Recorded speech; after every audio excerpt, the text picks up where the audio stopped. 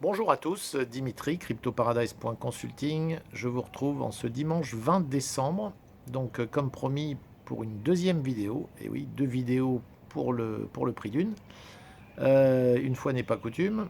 Alors, je voulais vous parler bien sûr du Bitcoin cette fois-ci, sujet incontournable. Nous venons de terminer une semaine qui est exceptionnelle, une semaine que je qualifierais d'historique. Car comme vous le savez, si vous suivez un petit peu les cours du Bitcoin, le Bitcoin a passé cette fois-ci pour de bon, après avoir tenté à plusieurs reprises, a clairement passé pour de bon son dernier plus haut historique de fin 2017 et se situe désormais allègrement au-dessus des 20 000 dollars. On est même à 23 000, 24 000 dollars. Je crois qu'il a touché 24 100 et quelques dollars il y a quelques heures. Alors, qu'est-ce que je voulais vous dire là-dessus? C'est qu'on va prendre un petit peu de hauteur. Alors bien sûr, on peut commencer, je pense que beaucoup se demandent à quoi s'attendre, est-ce qu'on peut encore investir dans le Bitcoin, etc. Il faut comprendre que ce à quoi on est en train d'assister, et ce depuis maintenant longtemps, c'est que le Bitcoin a changé de nature. Je vous en ai déjà parlé d'ailleurs dans des vidéos précédentes. Le Bitcoin qui était au début de son histoire, et on va dire jusqu'à à peu près 2017, avant l'énorme bull run qu'il y a eu fin 2017, le Bitcoin était une monnaie d'échange. Et il était vu par... alors on va voir d'ailleurs que ça a des répercussions importantes, ne serait-ce qu'au niveau philosophique aussi. Mais c'était une monnaie d'échange qui permettait de s'échanger donc cette monnaie entre personnes directement, sans passer par des banques, sans passer par des tiers. Et donc, ça avait, avec cette monnaie d'échange, il y avait ce côté, on va dire, un peu cypherpunk, euh, anarcho, crypto-anarcho. Enfin, vous pouvez trouver beaucoup de qualificatifs à toute une, on va dire, une population des aficionados du Bitcoin de la première heure et qui voyait en lui le moyen de se détacher du système bancaire et plus généralement de se retrouver dans une indépendance totale vis-à-vis des gouvernements, etc. Alors au fil des années, et donc surtout depuis fin 2017, le Bitcoin a changé de nature et devient, doucement mais sûrement, et je dirais aujourd'hui encore plus sûrement qu'hier, a quitté ce côté monnaie d'échange pour devenir une véritable réserve de valeur. Et en cela, il a évidemment pris énormément de valeur, mais n'a plus du tout l'utilité qu'on pouvait lui imaginer au début. Je veux dire, en gros, acheter un café ou un kebab en Bitcoin n'a strictement aucun intérêt, et c'est plus du tout ce à quoi le Bitcoin est voué à être.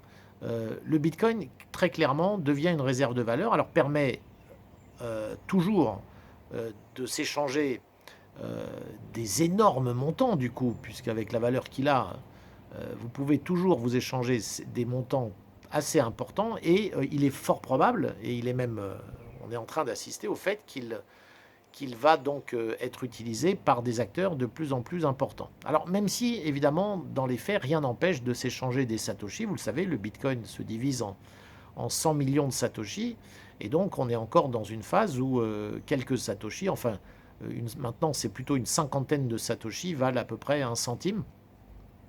Donc il y a moyen encore avec quelques dizaines ou centaines de satoshis de s'échanger des toutes petites sommes. Mais ce n'est pas le but du Bitcoin, et notamment les frais risquent d'être un petit peu rédhibitoires. Alors, ce que je veux dire par là, c'est que ce changement de nature, il faut bien comprendre que c'est un changement qui est non seulement très important, mais qui risque de moins en moins de s'inverser. Plus vous avez de valorisation dans le Bitcoin, et on voit arriver maintenant des énormes institutions financières et des acteurs de la finance traditionnelle qui rentrent dedans de plus en plus, plus on se retrouve avec, on va dire, un phénomène que je qualifierais d'inertie, et qui fait qu'il est de moins en moins imaginable que ça s'inverse. Si vous voulez, plus le Bitcoin est une réserve de valeur, entre guillemets, plus le côté réserve de valeur prend de l'importance. Et en fait, c'est comme quelque chose qui se nourrit lui-même. C'est d'une certaine façon un cercle vertueux, pourrait-on dire, et qui fait que le retour, tout retour en arrière, plus on avance dans cette direction, plus il devient de moins en moins probable, voire totalement improbable.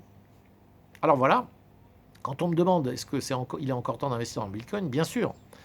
Et si je devais faire des prédictions, bon, personne n'a de boule de cristal, vous le savez bien, mais si je devais faire des prédictions, je dirais que là, on a dépassé pour de bon les plus hauts. Alors un retour, je dirais en janvier-février, vers maintenant le support qui est devenu l'ancien plus haut, c'est-à-dire aux alentours de 20 000 dollars, me semble tout à fait probable. Et des fluctuations qui risquent de voir, parce qu'on risque de voir le Bitcoin peut-être monter bien au-delà des 25 000, peut-être 26, 27 000 avant la fin de l'année. Et ensuite, donc, un retour sur des supports autour de 20 000 dollars me semble tout à fait probable. Mais je ne pense pas qu'on aille en dessous. Alors, on ira peut-être un petit peu en dessous. Peut-être que sur un retour un petit peu fort, oui, pourquoi pas 18, 19 000. Mais si vous voulez, on a passé ce point haut. Et vous le savez, dans l'histoire du Bitcoin, à chaque fois qu'un ancien point haut a été dépassé, jamais le Bitcoin n'est redescendu plus bas. Voilà, moi je voudrais donc vous alerter là-dessus, vous dire qu'évidemment il est encore temps d'investir. Alors bien entendu, il ne faut pas avoir peur de ces retours, de ces pullbacks qui peuvent avoir lieu. Mais je voudrais conclure cette vidéo en disant quand même, en prenant du recul, en réalisant qu'un inconnu du nom de Satoshi Nakamoto nous a offert gratuitement cette nouvelle monnaie. Et pour la première fois, l'humanité se dote d'une monnaie totalement infalsifiable, d'une robustesse absolue et qui permet d'accéder à la véritable indépendance financière pour chaque être humain. Voilà, donc je voudrais tirer mon chapeau à cet inconnu, Satoshi Nakamoto. Voilà, si vous aimez mes vidéos, n'hésitez pas à liker, à vous abonner à ma chaîne YouTube. Visitez mon site internet aussi, cryptoparadise.consulting. À très bientôt.